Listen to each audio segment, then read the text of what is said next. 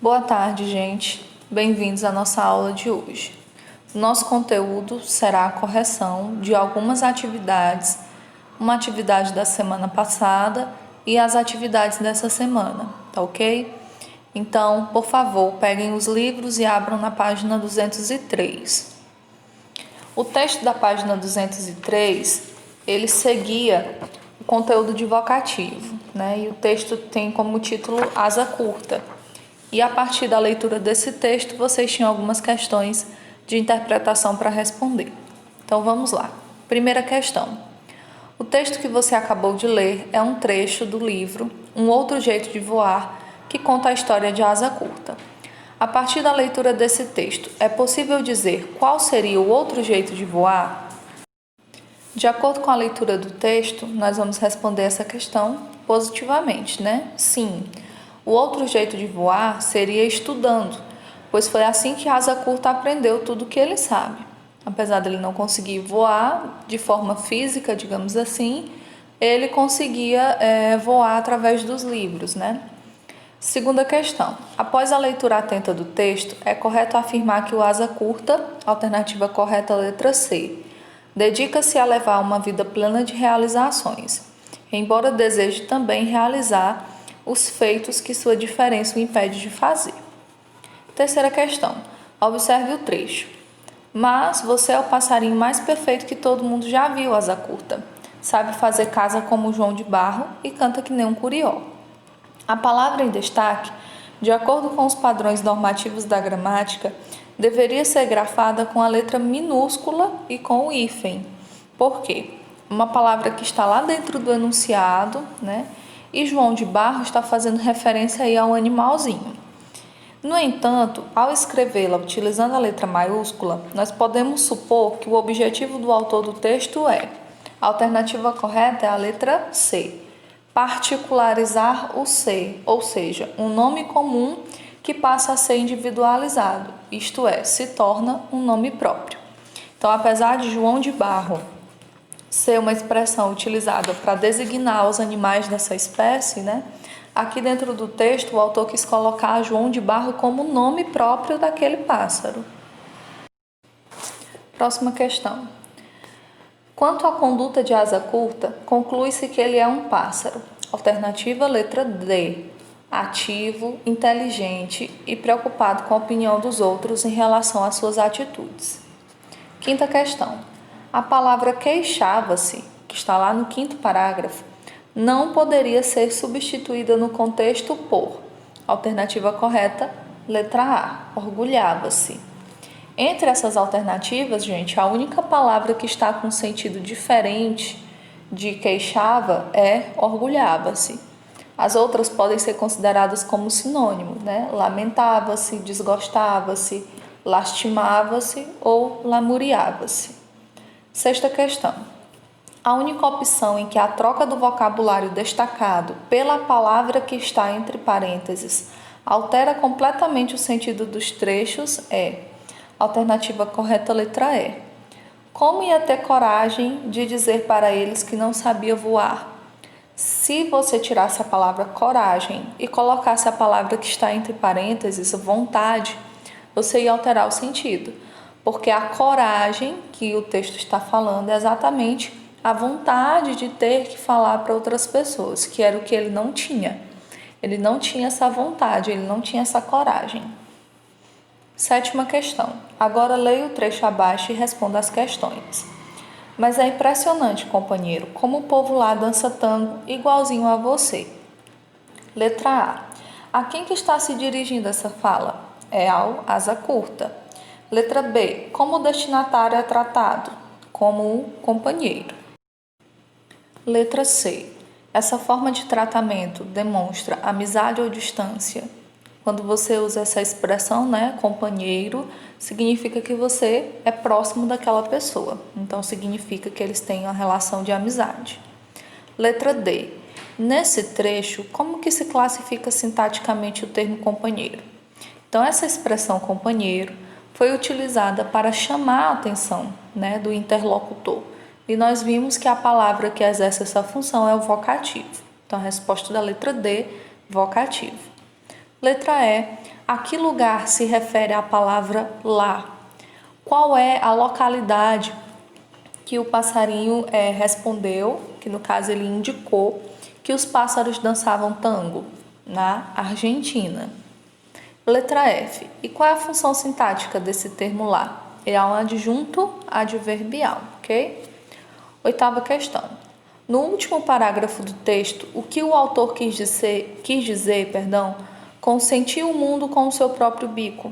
Alternativa correta, letra B. Que o asa curta gostaria de viver ele mesmo as experiências e não as descobrir em livros, revistas ou fotografias. Nona questão, dê a função sintática do termo destacado em: nossa, asa curta, eu vi o pessoal dançando na rua uns troços do mesmo jeito que você dança aqui. E aí dentro desse enunciado nós temos asa curta em negrito. Esse termo foi utilizado para chamar a atenção do interlocutor, da pessoa que estava ouvindo aquela fala. Então, a asa curta é um vocativo. Alternativa, letra D. 10ª questão. Analise a frase a seguir. Asa curta, acho que esse seu medo de voar deve ser resolvido. Então, nós temos os termos em destaque. Asa curta, seu, de voar e ser resolvido. Então, esses termos em destaque são classificados, respectivamente, alternativa da letra C. Asa curta é um vocativo, seu é um adjunto adnominal, de voar é um complemento nominal e ser resolvido é um objeto direto. Então, gente, essa foi a correção da nossa atividade da semana anterior, que ficou em aberto, né? Precisando ser corrigida. Agora nós vamos passar para a página 209 para corrigirmos as atividades dessa semana, tá bom? Então, nós temos aqui as questões relacionadas ao texto uso da vírgula no aposto e vocativo. Então, primeira questão. Quando a mulher, muito impressionada, veio lhe falar sobre... No trecho destacado, a ocorrência de vírgulas justifica-se da seguinte forma. Aqui você poderia rapidamente marcar que era um aposto, né? Mas essa questão é uma pegadinha. A resposta correta dela é a letra E. Indica que um adjunto adverbial foi utilizado fora da sua posição normal. Quando o adjunto é utilizado assim, no meio das frases, estando fora do seu posicionamento normal, ele precisa ser colocado entre vírgulas. Então, parece que é um aposto, porque está ali indicado entre vírgulas, mas na verdade é um adjunto adverbial. Segunda questão. Leia estes versos do poeta João Cabral de Melo Neto. Muito bom dia, senhora, que nessa janela está. Sabe dizer se é possível algum trabalho encontrar? No primeiro verso, senhora vem entre vírgulas, porque o termo é um, alternativa letra C, é um vocativo. Vejam, ele utilizou o termo senhora para chamar a atenção da mulher que estava lhe ouvindo, ou para chamar a atenção da mulher com quem ele estava falando. Terceira questão. Meu amigo, para todos os males há somente 2 remédios, o tempo e o silêncio. Os termos grifados funcionam como: primeiro, meu amigo é um vocativo. E o tempo e o silêncio, que estão vindo aí depois dos 2 pontos, estão indicando um aposto, certo? Quarta questão. Os termos grifados estão corretamente classificados, exceto em... Então, a única alternativa errada é a letra A. Mandei chamar você, José, porque sei que fala francês. E aí, entre parênteses, está dizendo que a palavra destacada, que é José, é um aposto. Na verdade, José é o quê? É um vocativo. É um termo que eu estou usando para chamar a atenção do meu interlocutor. Quinta questão. Prefeito. O secretário de obras indicou Cláudia, esposa dele, para fiscalizar a reforma do teatro. Os termos grifados funcionam como: primeiro, prefeito, que é um vocativo. Segundo, a esposa dele, que está fazendo referência a Cláudia, que é um aposto. E o terceiro, a reforma do teatro, que será um objeto direto. Então, a alternativa correta é a letra B. Sexta questão. Por isso todos os olhos se voltam para a Amazônia, maior floresta tropical do planeta. A vírgula foi utilizada para, alternativa correta, letra B, separar o aposto. Dessa forma, nós encerramos mais uma atividade e passamos para a página 210, a atividade do encerramento. Primeira questão diz o seguinte: neste capítulo, conhecemos melhor a estrutura e função social de dois gêneros textuais muito utilizados por você no seu cotidiano escolar, o artigo expositivo e o resumo. Por que esses gêneros são muito utilizados no processo de ensino e aprendizagem? Porque são gêneros textuais em que há o predomínio da exposição. Assim, são textos em que o principal objetivo comunicativo é informar o leitor, o que contribui para o processo de ensino e aprendizagem. Então, como eu já tinha explicado anteriormente para vocês, nos livros didáticos, seja qual for a disciplina, vocês facilmente vão encontrar artigos expositivos, tanto os artigos expositivos como o resumo, porque nesses dois gêneros textuais a função é trazer uma informação para o leitor, certo? A segunda questão traz um artigo expositivo e o título desse artigo é O Manguezal e a Sua Fauna. Vocês provavelmente fizeram a leitura desse artigo para em seguida conseguir responder as questões de interpretação. Então, primeira questão. Por que as pessoas tinham aversão ao manguezal no passado? Então, a resposta, porque ele estava associado a doenças como a febre amarela e a malária. Segunda questão. Por que a extensão dos manguezais no Brasil é hoje menor que no passado? Resposta, porque muitos deles deram lugar a portos, rodovias, loteamentos e indústrias. Terceira questão. Qual a importância dos manguezais para as populações litorâneas? A pesca artesanal de peixes, camarões, caranguejos e moluscos, que constituem uma rica alimentação proteica, é a principal fonte de subsistência.